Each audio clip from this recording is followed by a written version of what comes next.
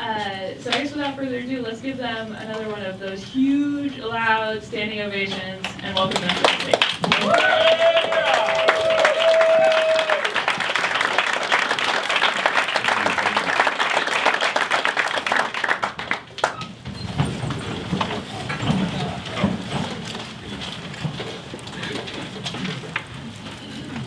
Hi, good morning, ladies and gentlemen. My name is Tyler Hindershot, And I'm Jairus Isaac. and we are two of the co-founders of Easy Park.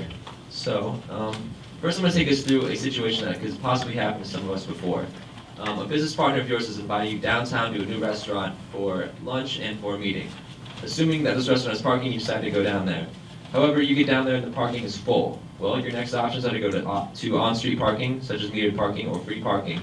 However, in any downtown district during lunch hour, that is nearly impossible. Your chances of finding that are not going to happen. So after driving in a circle for roughly 10 minutes, you decide that you finally have to settle by going to a parking garage where you will be paying anywhere from $4 to $7 an hour just to park. During this whole process, you have wasted gas, time, you are now late for your meeting, and paying much more for parking than you originally intended. In this situation, this has proven a couple of the problems that we see with parking today. Parking is limited in any given place, very unproductive and inefficient, and is expensive. So when we founded Easy Park, we realized that people are smart and find ways to get around this, mainly in peer-to-peer aspects. So when we founded Easy Park, we thought about tailgate as our main option, of just tailgating. And then as we took a step back, we realized that this is a large problem with general parking as well.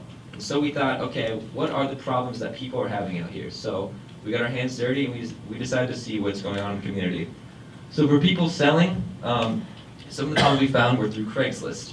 We had many postings we found of people on Craigslist who were trying to sell parking but simply had not been clicked on because they didn't know what they were looking for or simply putting options not available to the public in the wrong categories on Craigslist.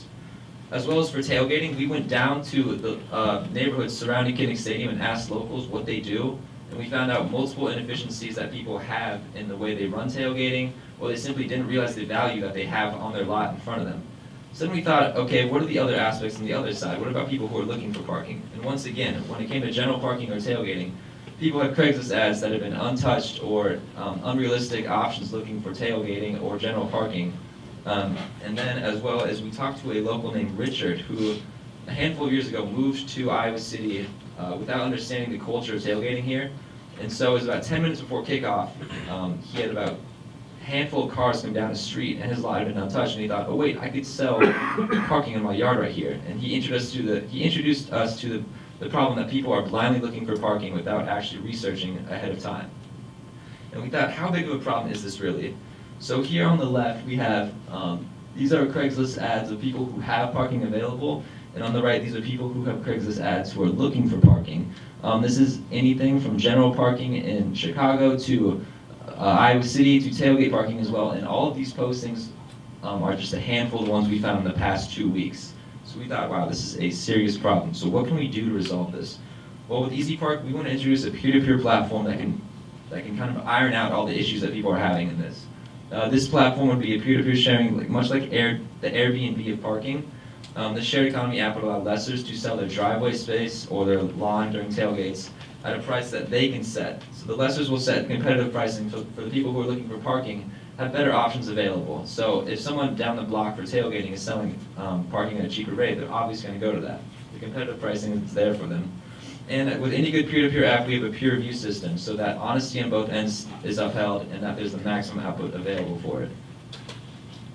All right, so after talking to some people, we think we identified 4 different types of people who will be using our platform. First off, we have event goers. These are the people who are passionate about something. They're passionate about cars, food, music, sports, whatever. They travel to these faraway destinations to these big events, and because of these events attract so many people, parking becomes congested.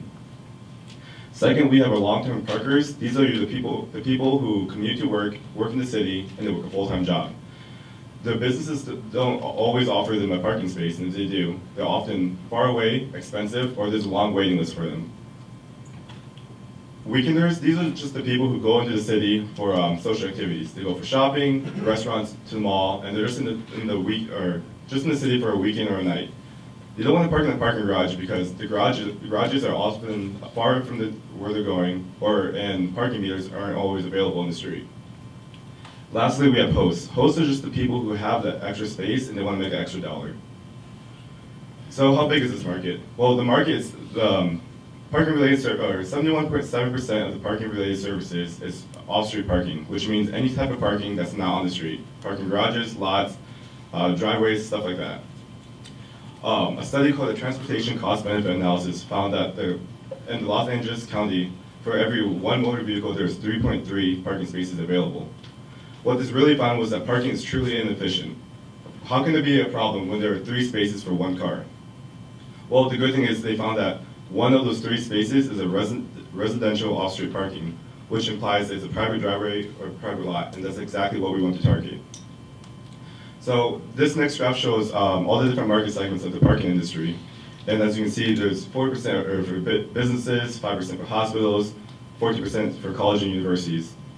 Well, in 2015, this brought in $10.8 billion, and in the last 5 years has grown at an annualized rate of 2%, and in fact, the last year has grown 1.3%. So can we do this? We think we can. In the last 4 months, my team and I have been working on this really hard. We've placed in multiple pitch competitions, done hours of research, and talked to tons of people. But most importantly, we've grown closer as a team. And because of that, we all have individual strengths that we think when we put ourselves together, we can create something great. Thank you.